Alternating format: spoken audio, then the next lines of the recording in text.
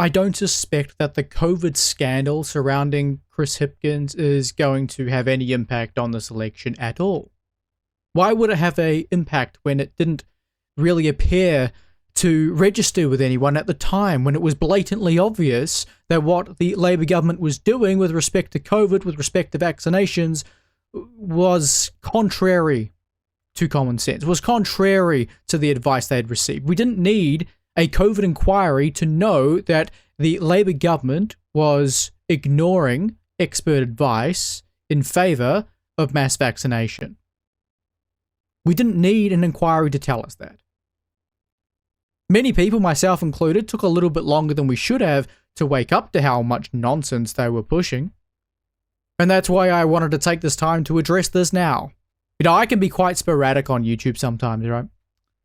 I'll have periods, several weeks, upload. Then I'll have a few weeks off. Why? Well, this is partially because of Chris Hipkins, because of the last Labour government. A Labour government which left me forever physically impaired. It's fantastic that I'm able to overcome that for the most part. But that doesn't mean any of this is easy. But Chris Hipkins, honestly, the guy should be locked up along with the entire Labour Party caucus from 2020 to 2023. You could argue some in that 2019 and early 2020 period belong there as well. What they did to this country is unforgivable. What establishment parties to this day continue to do on a whole range of issues is unforgivable. But to the liars behind the mess that is COVID, that is the mess that are these COVID jabs, you deserve absolutely every punishment that can be handed down to you. Whatever the New Zealand people want, that should be your fate. Because you look at me, I seem to function reasonably well, don't I?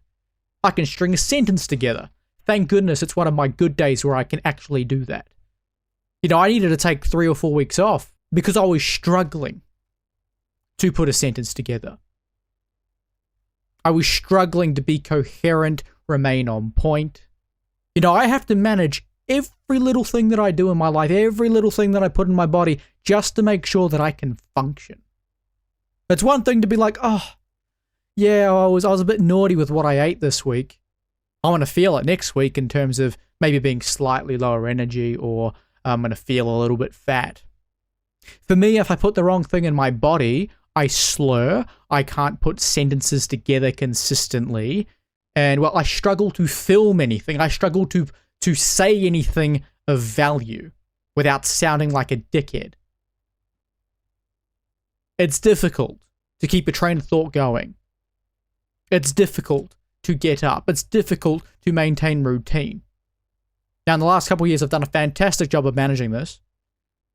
But as is anything in life, you get sick of it sometimes. You get a little bit lazy when it comes to being strict sometimes. Your diet gets away from you because, it's a little bit expensive to maintain your diet while still feeling like you're eating everything that you need to. So you start supplementing it with things. Supplementing it with things which cause inflammation within your body, and that's something I struggle with. That's the root cause of my problems, inflammation.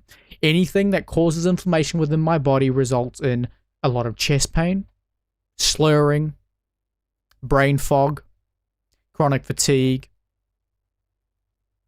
the inability to construct coherent sentences, a range of different things. This is something that is inherent in my everyday life, and it's a direct result of the liars in the Labour Party. The liars in establishment parties around the world. Those who sold us bullshit. Those who decided to inject young people. Those who did not need these vaccines at all, even if they did what was sold. And who have been permanently maimed by these things. It has been 5 years, nearly 5 years, since my first COVID vaccination. About 4.5 years since I first developed negative symptoms associated with it. Here's a story that I don't really tell because I thought nothing of it at the time. When I got my second COVID vaccination, I had the worst experience following that I'd ever had following any form of vaccination.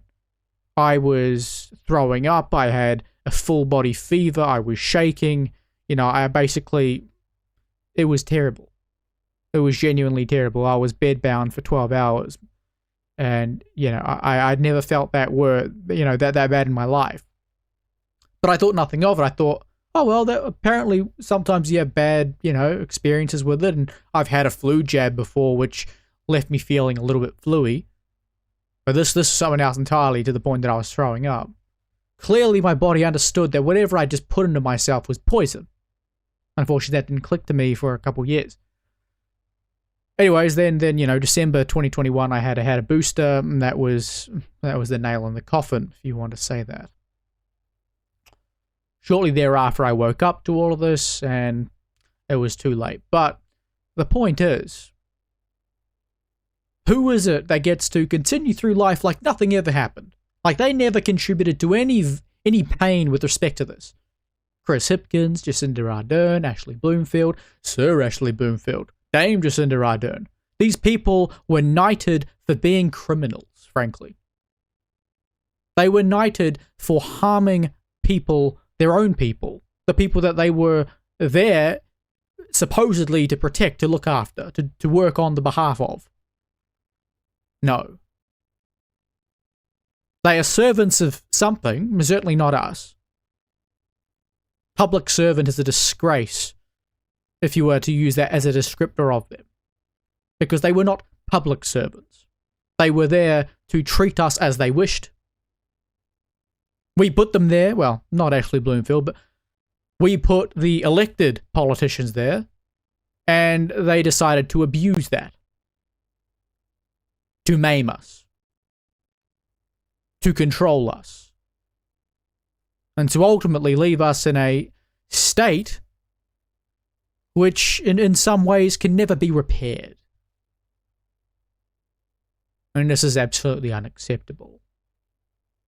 It is unacceptable that there will not be accountability, not under any regime that currently promotes itself as an option.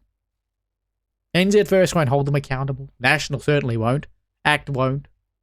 None of the parties in our parliament will hold these people accountable, because our system isn't designed to hold these people accountable.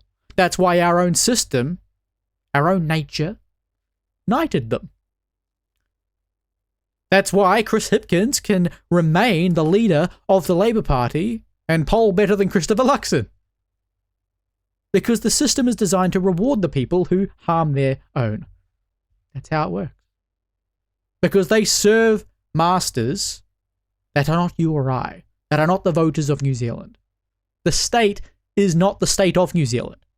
The state controls New Zealand, but it is not the state of New Zealand, because whilst it, in effect, is what we regard as the state of New Zealand, it has absolutely no relation to our interests whatsoever. It does not serve us. The nation of New Zealand and the state of New Zealand are two different things. The country of New Zealand, again, that's something else altogether. These are three distinct things. One of them are not like the others. The nation and the country, they go together. The state is supposed to serve the nation. The state is supposed to have jurisdiction over the country. But the state is not serving the nation. The state doesn't care for the jurisdiction it is supposed to focus on. The state is a globalist construct. It works for globalist interests. For the interests of international finance, not us. It doesn't care about you. It doesn't care about New Zealanders. That is why they can continue to do whatever they like. That is why fuel prices have gone up despite the fact that we don't actually need them to be anywhere near as high as they are right now. We don't have a lack of fuel. We have plenty. We have security in that sense. It's just the excuse of, oh, well, we're a little bit unsure whether or not we'll be able to maintain our fuel supplies, so let's increase fuel prices by $1 to $2. Fantastic. Now we're going to slow the entire economy down. Make it so that nobody can afford to do what they're doing. Increase everyone's weekly fuel costs by anywhere from $50 to a few hundred. It is absurd. And again, all of these people gouging New Zealanders right now, particularly at the fuel pump, they will see no consequence because the system is designed to allow them to do what they're doing. So be it Chris Hipkins, Chris Luxon, Jacinda Ardern, Karen McAnulty, Nicola Willis, Chris Bishop, throw any of them at it, even Winston Peters. Nothing's going to change whilst we play the little game that is this system, that is the liberal democracy or the global liberal order, you could say. Because whilst the nature of Western civilization as it is today is designed to keep us in a state that is somewhat comfortable, it works primarily to keep us subservient to interests which are not our own. And that is not how it should be.